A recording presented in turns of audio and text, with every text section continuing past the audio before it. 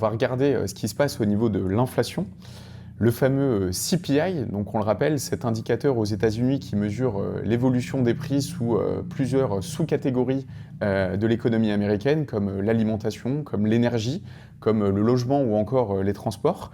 Eh bien aujourd'hui, donnée importante, 72% de ces sous-composantes progressent à un rythme plus élevé que les fameux 2% qui, pour le rappel, sont l'objectif fixé par la Réserve fédérale américaine.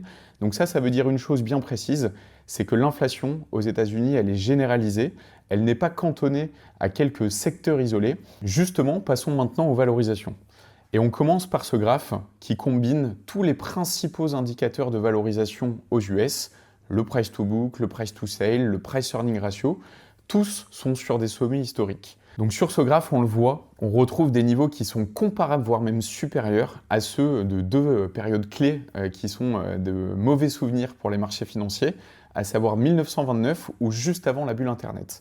Alors ça ne veut pas dire qu'un crack est imminent, je vais quand même tempérer mon propos, on n'est pas dans des situations qui sont similaires à ces deux périodes néfastes, mais par contre ça veut dire pour moi que le couple rendement-risque, il est quand même plutôt défavorable pour celles et ceux qui ont aujourd'hui envie de se positionner à l'achat sur les marchés américains.